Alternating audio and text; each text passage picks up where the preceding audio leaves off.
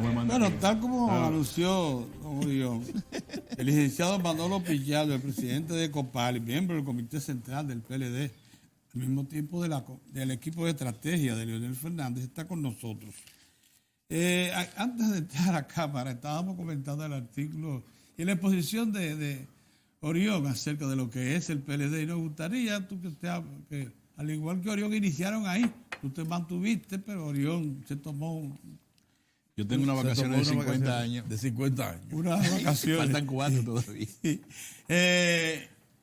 El CPLD que se describe, que describe Orión, es exactamente el que existe, porque digamos que ustedes son vivientes ahí, que conocen bien su origen. Bueno, el Partido de la Liberación Dominicana ha ido, yo diría que involucionando. ¿Cómo? Involucionando. Involucionando. Sí. Con relación al tema de formación, al tema de los objetivos, al proyecto de nación que quiere. Porque, bueno, nosotros nos formamos en círculo de estudio. Y yo veía el análisis de Orión con esa base marxista que tienen, que fue lo que aprendimos en el Partido de la Liberación Dominicana de Don Juan, en los círculos de estudio. Y esas enseñanzas y todo esto, todo el proyecto de nación que nosotros diseñamos como partido, hoy no están así. Yo creo que hay un grupo de hombres y mujeres todavía que conservan la esencia del Partido de la Liberación Dominicana y que asumen la política como un ejercicio serio y como una profesión. Y vemos lo que queremos de la República Dominicana hacia futuro. Pero con la masificación eso se ha perdido. Solo un pequeño grupo ve las cosas así. Solo un pequeño grupo vive de la profesión de la política. Y la gran masa no piensa en eso. Se ha llenado, como dice Orión, de pequeños burgueses, de bajos pequeños burgueses. Y el bajo pequeño burgués lo que es arribista. Esa es su característica fundamental. El pequeño burgués no quiere ser como fue su papá, si era un obrero. Quiere ser diferente. Entonces, como él decía, no quiere ser como el que pega el blog para hacer este edificio, sino como el dueño del canal, ¿no? Entonces, eso es una situación que se da en la pequeña burguesía. Y como está en su asunto personal, en su tema de arribismo, no se enfoca en el tema nacional, en el tema de la colectividad. Y eso es una cuestión que ha hecho, diría yo, que bastante daño al Partido de la Liberación Dominicana. Yo creo que hay que reencauzar a la organización política. Yo creo que, aunque resulta un poco difícil volver a la formación como lo era en la forma clásica, en el Partido de la Liberación Dominicana, pero yo creo que sí podemos retomar una forma distinta de formación política para que la gente tenga preocupaciones colectivas, ¿verdad? Que eso es lo que se ha perdido. Nosotros hemos estado llevando a la sociedad, y cuando digo nosotros no me refiero al Partido de la Liberación Dominicana, a todas las organizaciones políticas, hacia una sociedad de individuos.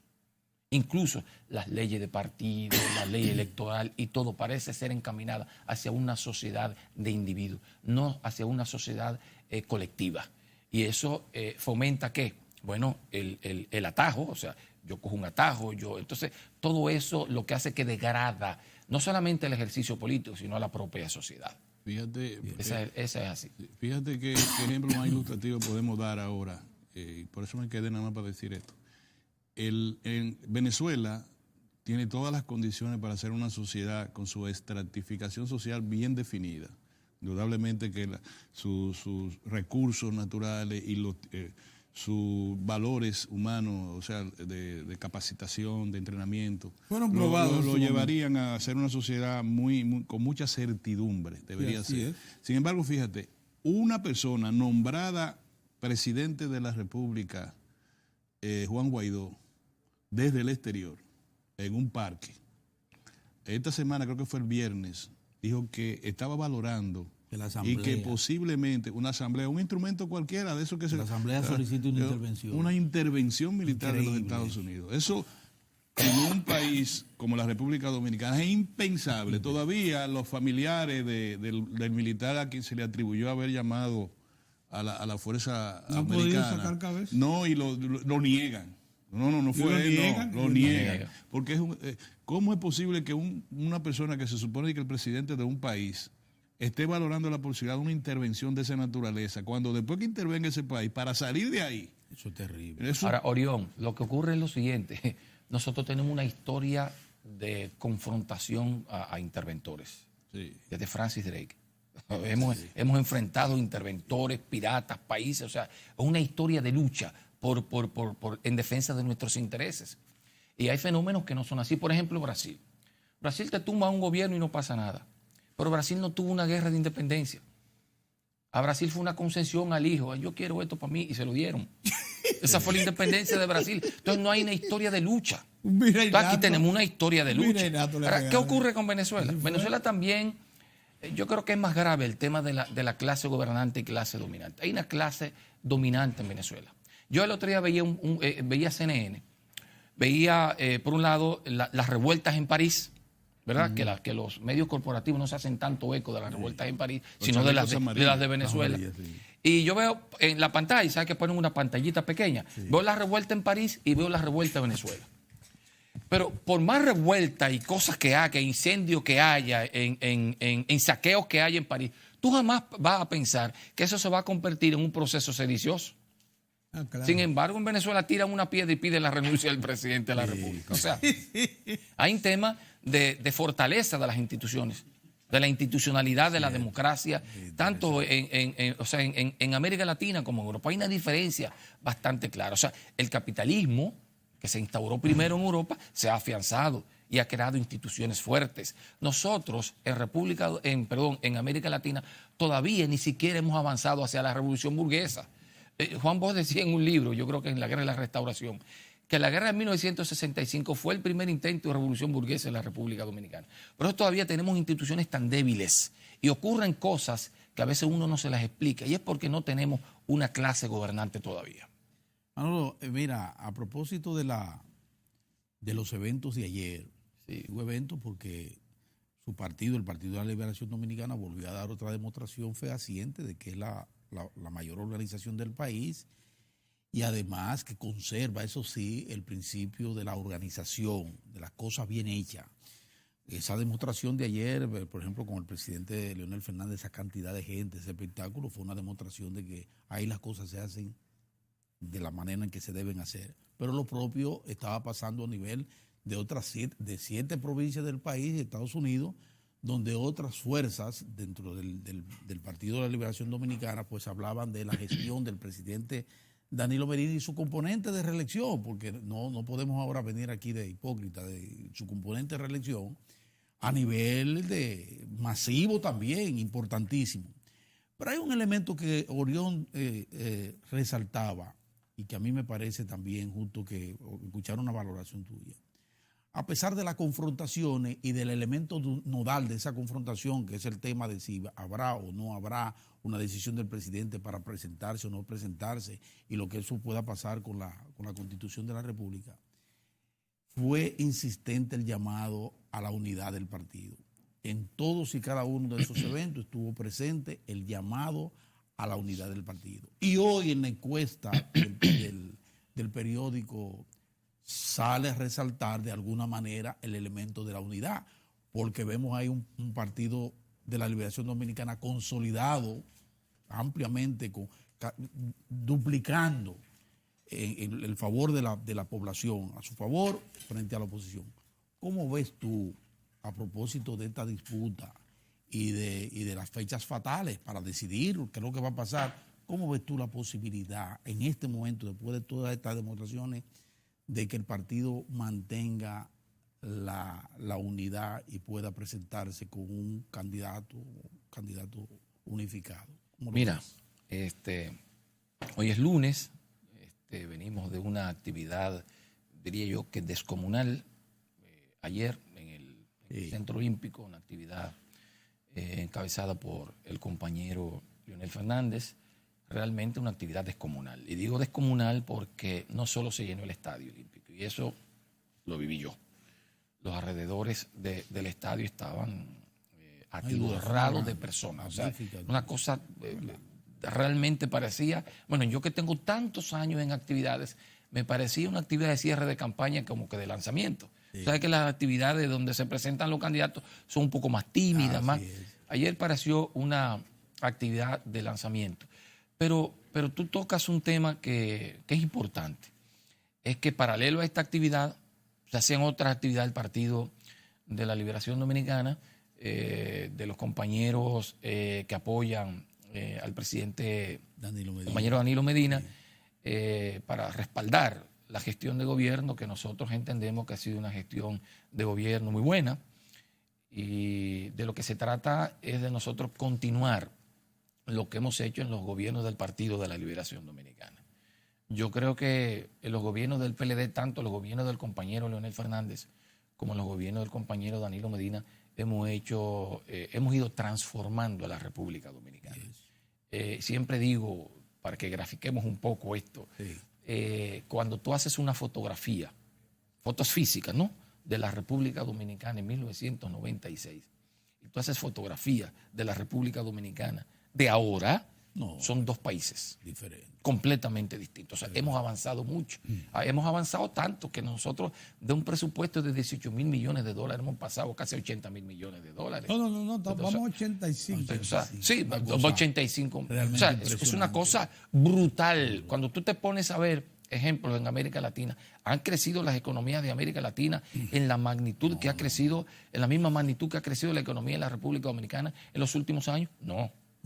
Nosotros hemos liderado el crecimiento económico en los últimos años en la región, desde el gobierno del compañero Leonel Fernández hasta hoy.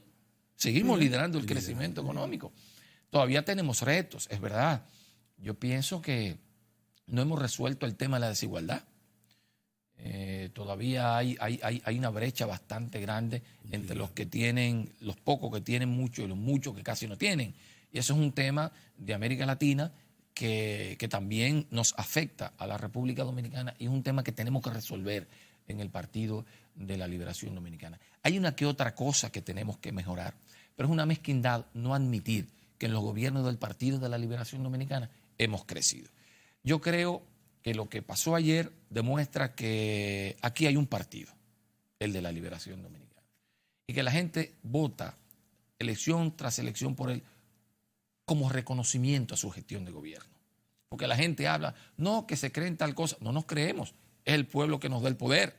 Vamos proceso tras proceso, ¿no? En elecciones transparentes, diáfanas, y hemos ganado siempre con más del 50% de la votación. Entonces, eso es un reconocimiento a las gestiones de gobierno del Partido de la Liberación Dominicana. Y tenemos que reflexionar de un lado y otro. Lo que tenemos la cabeza caliente de un lado y del otro lado, que la República Dominicana no puede perder del Partido de la Liberación Dominicana. O sea, que nosotros no podemos perder de vista que esto lo hemos logrado como organización política y que para seguir en el poder nosotros tenemos que ir unidos. Ahora bien, aquí entro en algo que es lo que está en el debate, la reelección. Mira, hay un impedimento constitucional. Y yo creo que nosotros tenemos que respetar ese impedimento constitucional. Lula decía una vez, yo recuerdo hace mucho, que un periodo de gobierno no es suficiente para tú consolidar tu programa.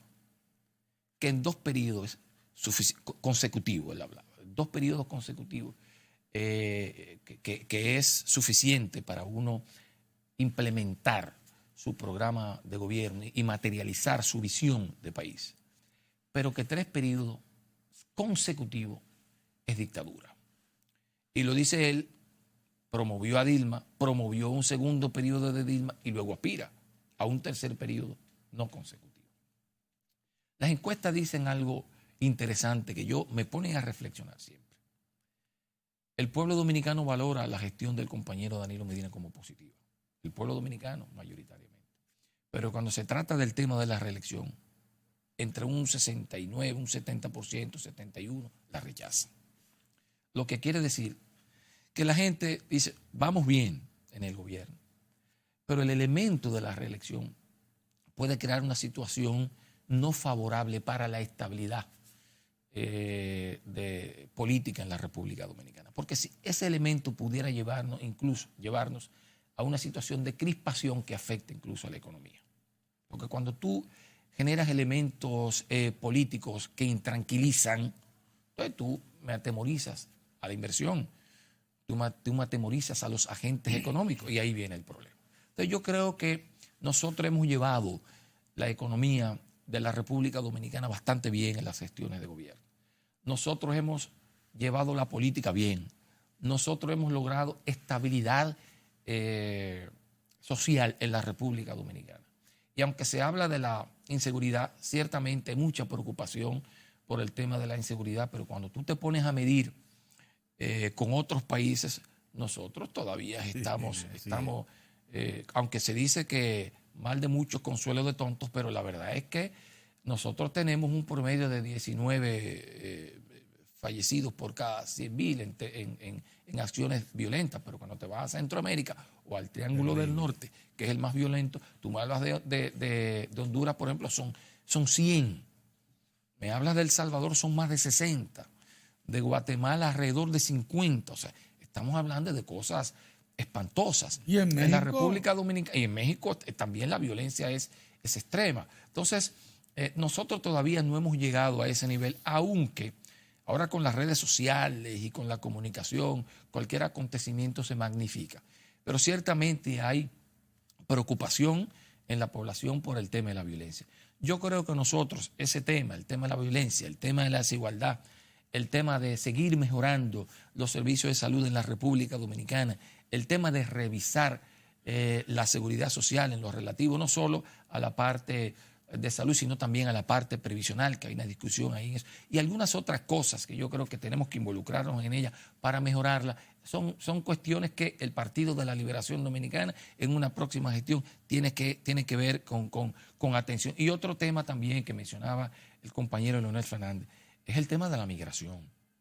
Es preocupante. O sea, es preocupante. Nosotros somos un país de tercer mundo, un país pobre, un país que está haciendo esfuerzo por crecer, pero nuestros recursos se están yendo por otro lado. Hay, por ejemplo, poblaciones de la República Dominicana donde el gasto en salud pública es mayor en extranjeros que en los propios dominicanos. Por ejemplo, hay hospitales de la frontera que el 60% de las parturientas, y a veces más del 60% de las parturientas son extranjeros y no dominicanos. Entonces, mientras los dominicanos están contribuyendo con sus impuestos para un servicio de salud, esos impuestos están yendo a otro lugar. Yo creo que nosotros somos un país solidario, lo hemos sido siempre con Haití, pero yo pienso que la comunidad internacional debiera ser más responsable y no tirarnos el problema a los dominicanos. Manolo, yo quiero volver a insistir un poco en el asunto de la unidad del partido, porque eso es lo que está en ciernes, esa discusión sobre si habrá posibilidad de una ruptura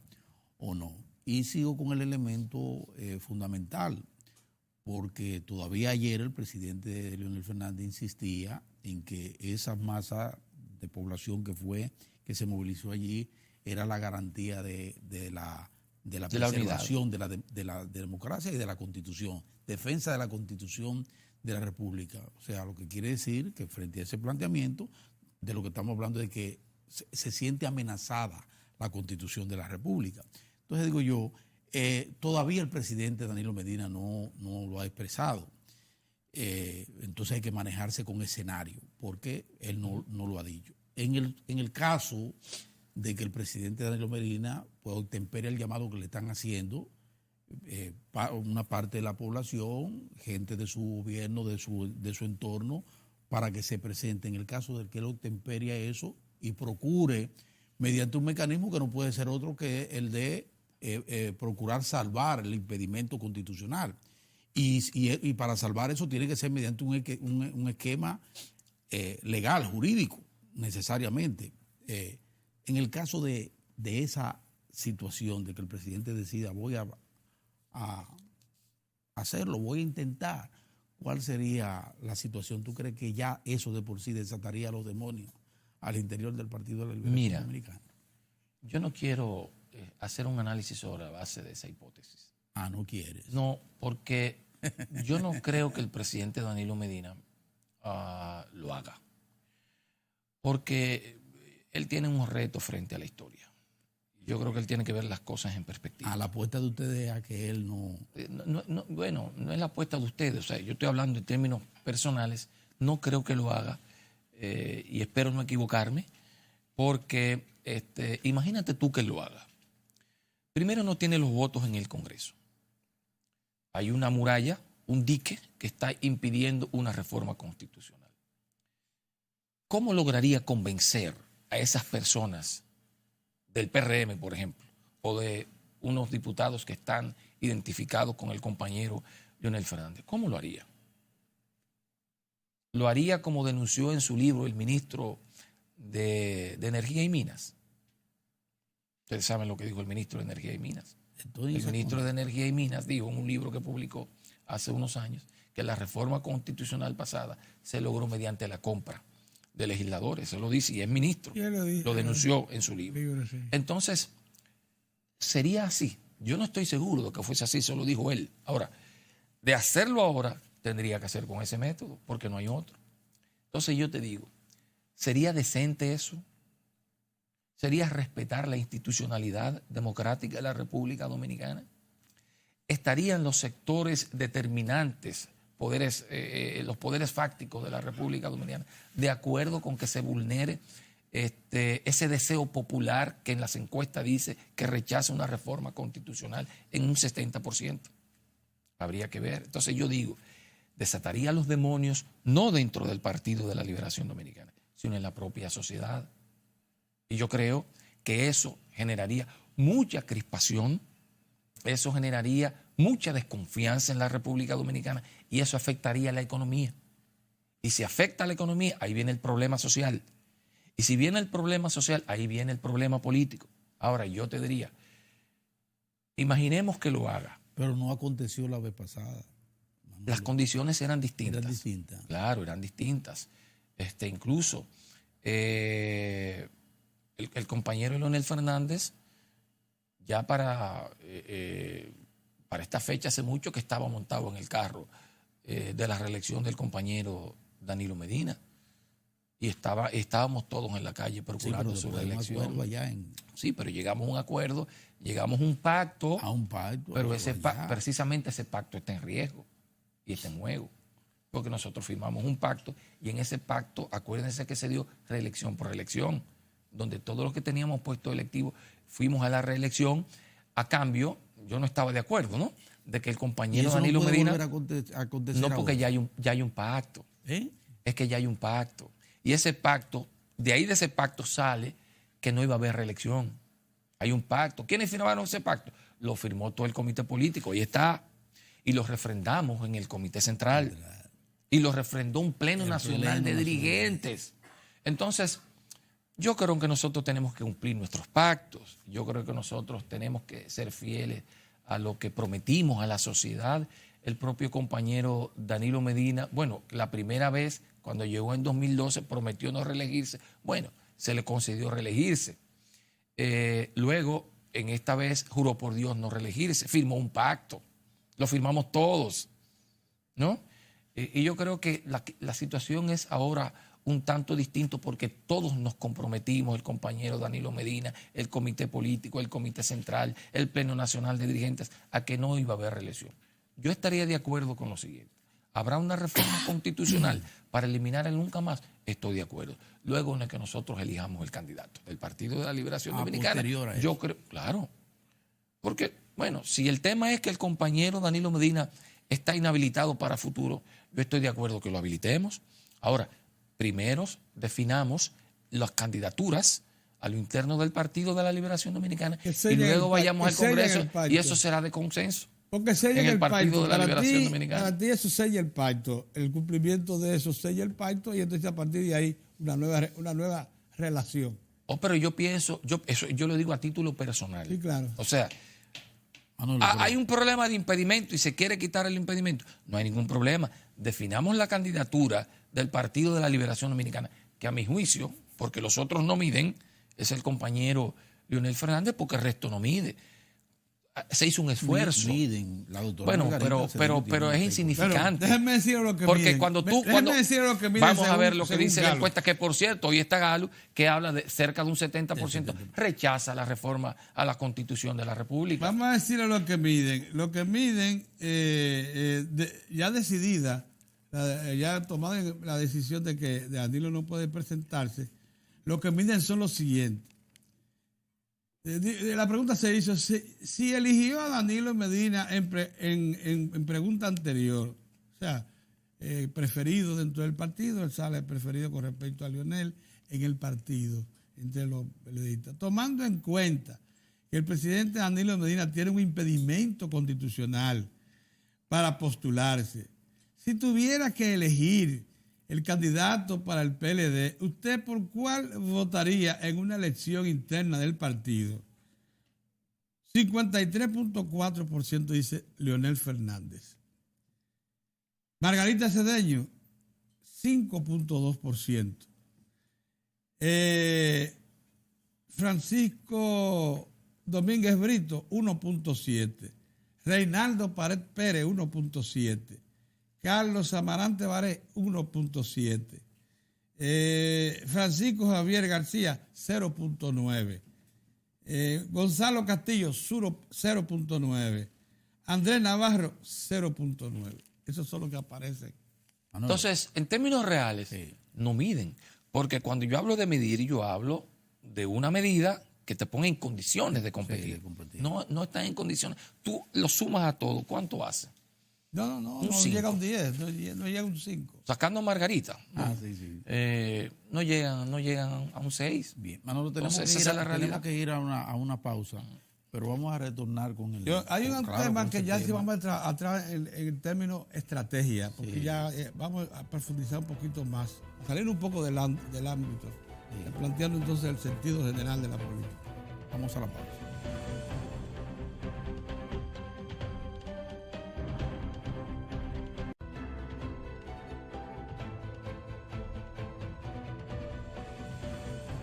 Bueno, estamos hablando con Manolo Pichardo, que es el presidente de la COPAC, la Confederación de Partidos Políticos Democráticos de toda América. Es el miembro del Comité Central del PLD y miembro de la Comisión de Estrategia del proyecto Leonel Fernández hacia el poder. Vamos a decir así, para ponerle un nombre a la cosa. Hablando de estrategia, Manolo, hemos dicho que el PLD es el conductor de todo este desarrollo económico, social, político e institucional que se ha consolidado en la República Dominicana. Sobre todo institucional. Desde el 96 hasta la fecha. A pesar del interregno, fue tan sólido lo que plantó el PLD en esos primeros 4 años que la cosa se pudo retomar y apenas unos meses después volvió a la normalidad. Así es. 4 años de desastre. Bueno, ¿qué cosa distinta tú crees? Es difícil pasar a definir lo que sería un proyecto de político a ofertar en unas elecciones que están todavía por darse, que no todavía ha decidido un candidato del PLD. Pero así, atreviéndonos a adelantarnos al tiempo, ¿qué cosa ofrecería Leonel desde el punto de vista de estrategia programática del PLD? Que sea distinto a esto, que conduzca por otro camino, ¿cómo tú ves? Mira, yo no quiero adelantarme a lo que será la propuesta de programa de gobierno, porque no lo puedo hacer. Pero hay retos en la República Dominicana. Todavía hay cosas que hay que superar. Hace un ratito mencioné alguna de ellas. El tema de desigualdad es un tema pendiente en los gobiernos del Partido de la Liberación Dominicana. Es verdad que nosotros hemos creado una gran clase media, es cierto, decía el compañero Danilo Medina, pero todavía hay sectores muy vulnerables de la sociedad, claro, que no tienen acceso a la educación a pesar del gran esfuerzo que se ha hecho en educación, que no tienen acceso a salud y que yo creo que nosotros tenemos que mejorar más todavía en el área de salud. Yo creo que nosotros tenemos que poner atención al tema de la seguridad ciudadana. A pesar de que, como dije, no es tan grave como en la región, pero sí es un tema de preocupación en la sociedad. En fin, hay temas, estoy viendo un estudio del tema del empleo en la República Dominicana, que los jóvenes están siendo muy afectados en la cuestión del desempleo en este país. Es un tema que hay que poner atención. Un tema que preocupa mucho a los dominicanos, del que hice mención hace un ratito, es el tema de la migración. El tema de la migración porque tiene un impacto en la economía, tiene un impacto en el presupuesto nacional. yo hablaba de que hay hospitales, no de la frontera, hospitales de aquí, de la capital de la República Dominicana, donde la mayoría del presupuesto de esos centros de salud se van en atención a extranjeros. Y se dan fenómenos inexplicables. Yo he tenido experiencia de gente que le pide ayuda a uno, que, por ejemplo, para un parto en alguna clínica, eso es un tema que nosotros tenemos que resolver. A un dominicano de escasos recursos le piden en un hospital público 70,000 pesos. Ay, ay, ay. 70,000 pesos, eso es real. Lo sabe Chanel, que lo he conversado con él. Entonces, si tú tienes un hospital que se construye, ¿verdad? Y que funciona con los impuestos, no, en el interior es una fortuna. Cuando tú me le pides 70,000 pesos por un parto en un hospital público de la República Dominicana a una persona que tiene un salario mínimo, diríamos que de 15,000 pesos, ¿verdad?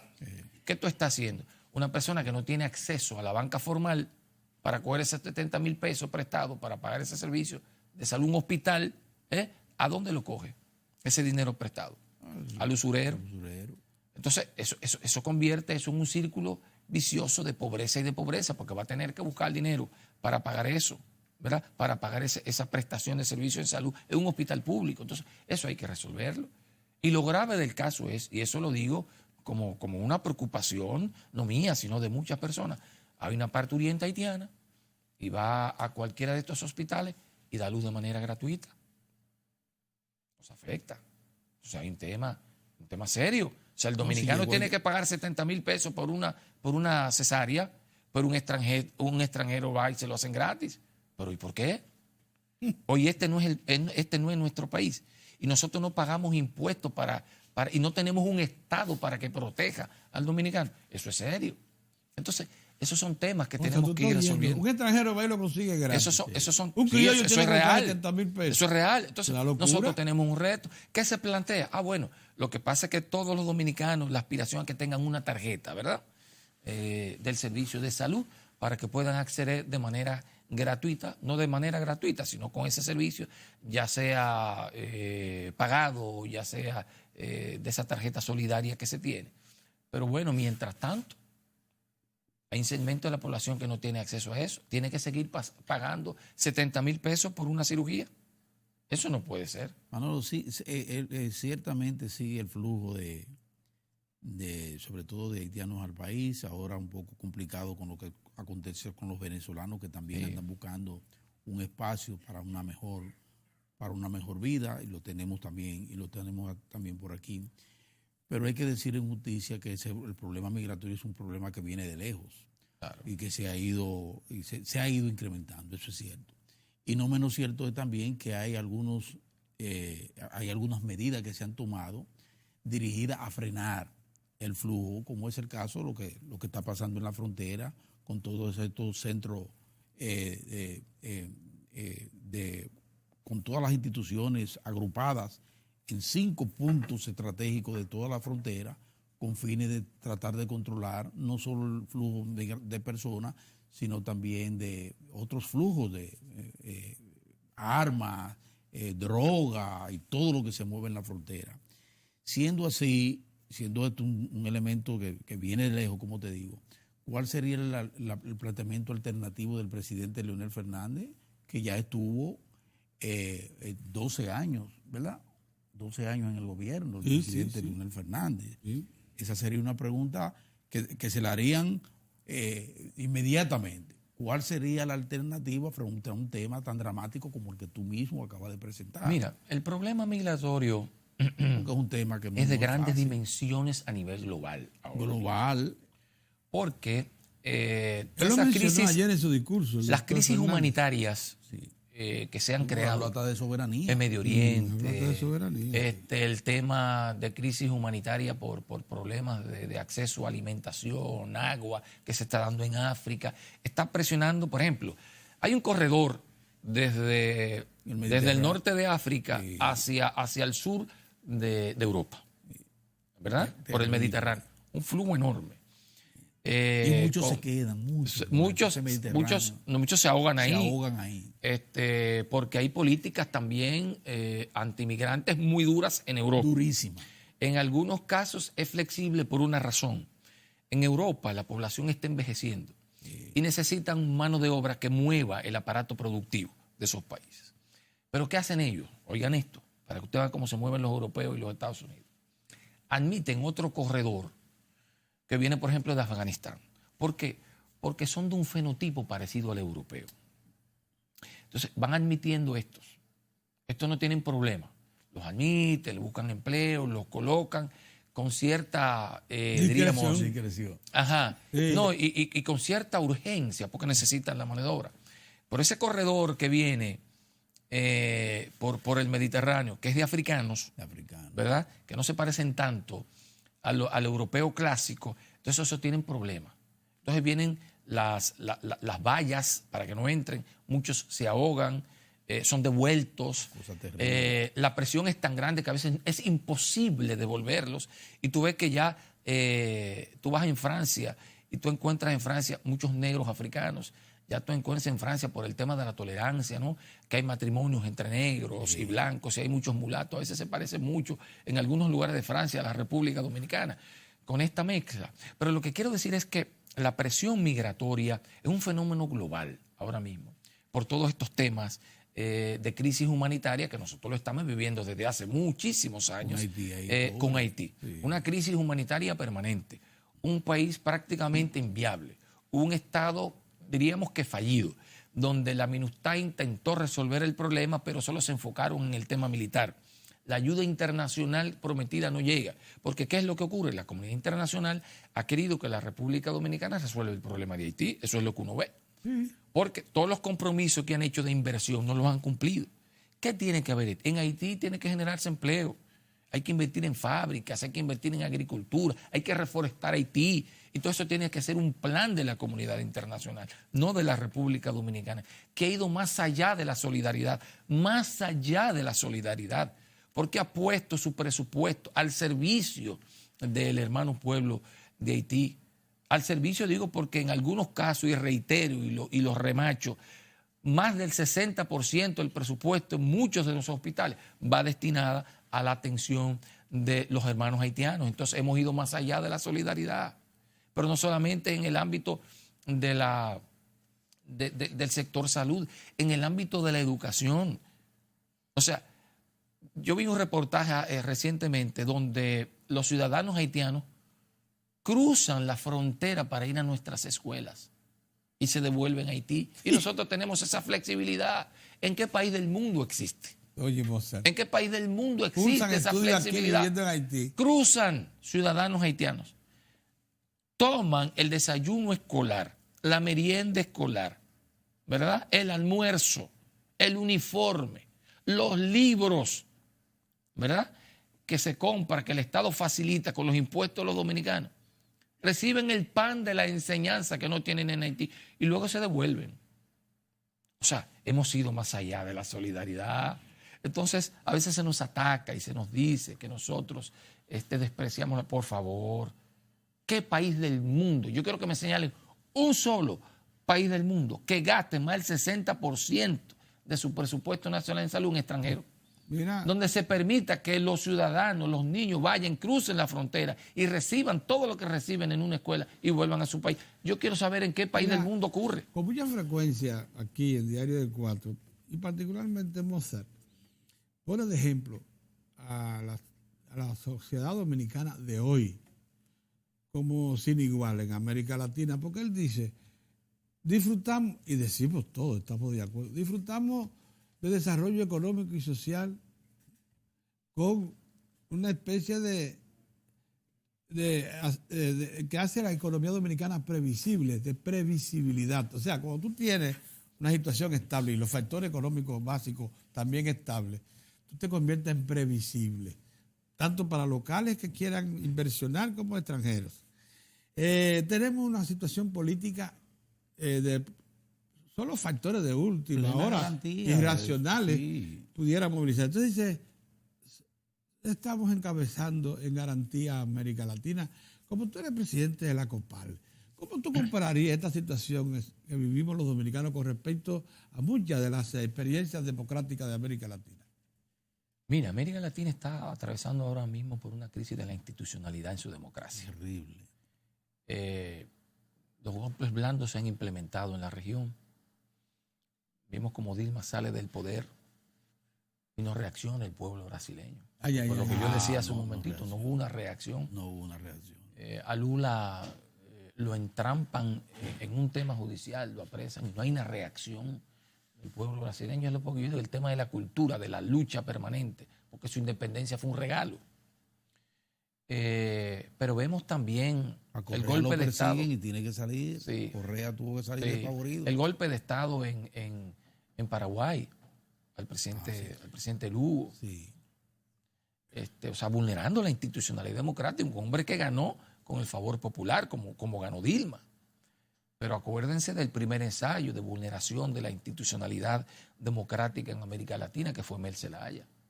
Un golpe de Estado que pretendió ser blando, pero no lo fue tanto porque intervinieron fuerzas militares que lo sacaron en pijama de su casa y lo depositaron en Costa Rica. Este es el caso de Rafael Correa. Rafael Correa, que logró no solamente estabilidad política en Ecuador, porque había mucha volatilidad política en Ecuador. Había un presidente, uno duraba un mes, el otro duraba 6 meses. Una cosa terrible. Estabilizó al Ecuador en términos económicos. Sí, señor. Lo estabilizó en términos políticos y en términos sociales. Y además inició un programa de inclusión social, como nunca antes en Ecuador.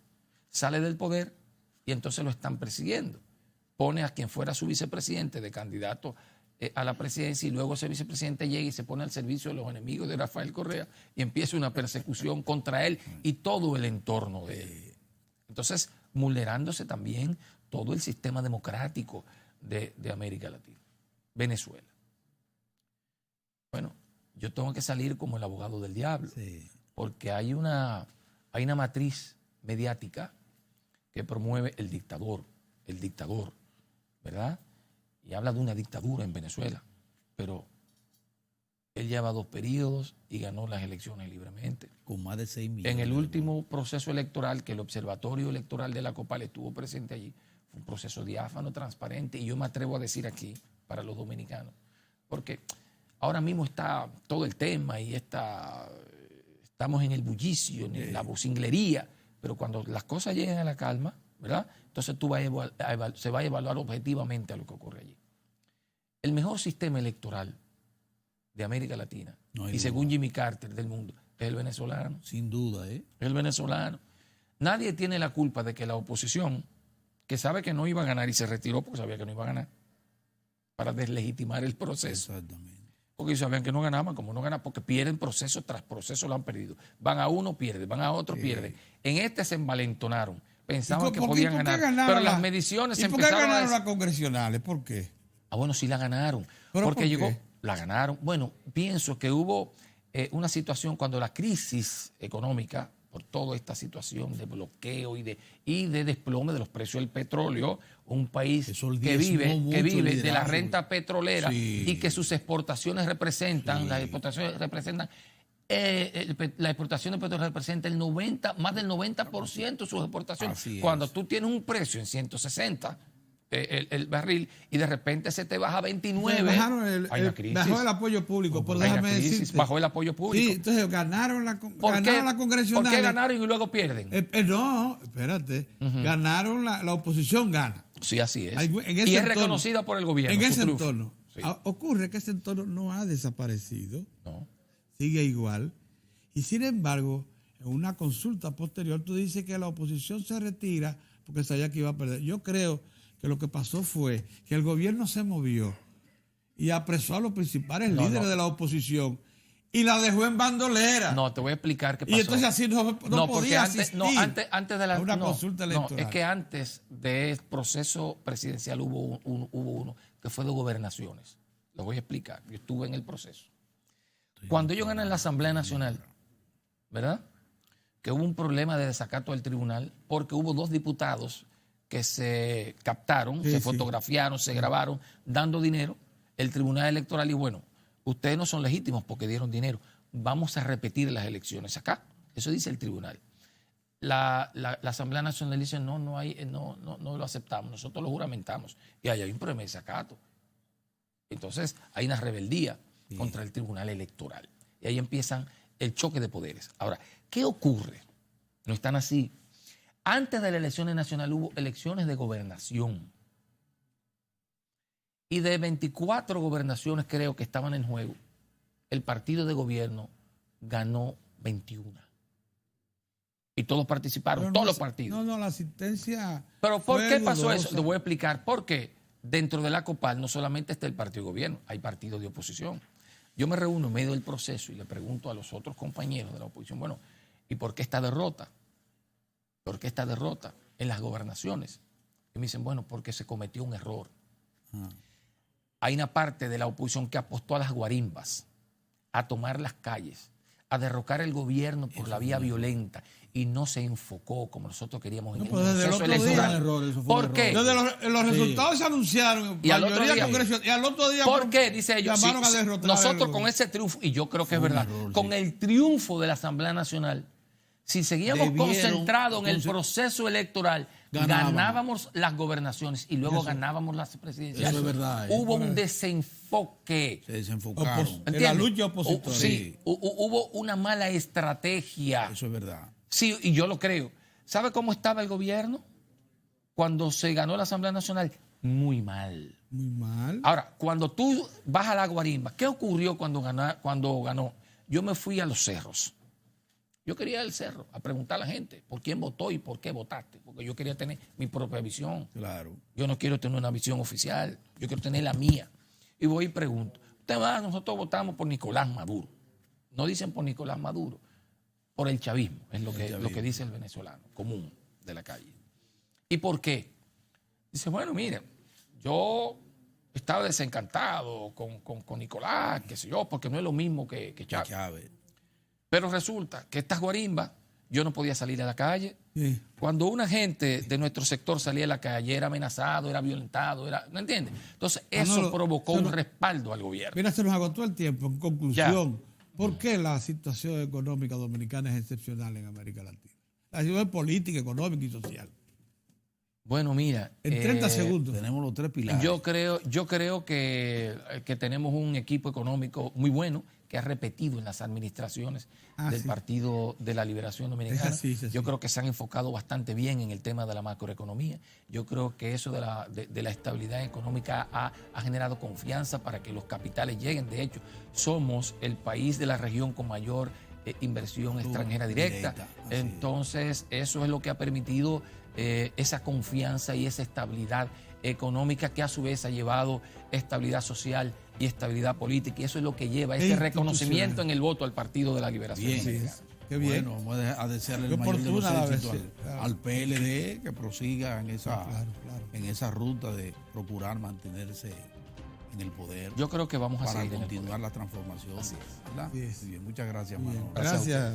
A ustedes nosotros los invitamos para que nos acompañen mañana, Dios mediante.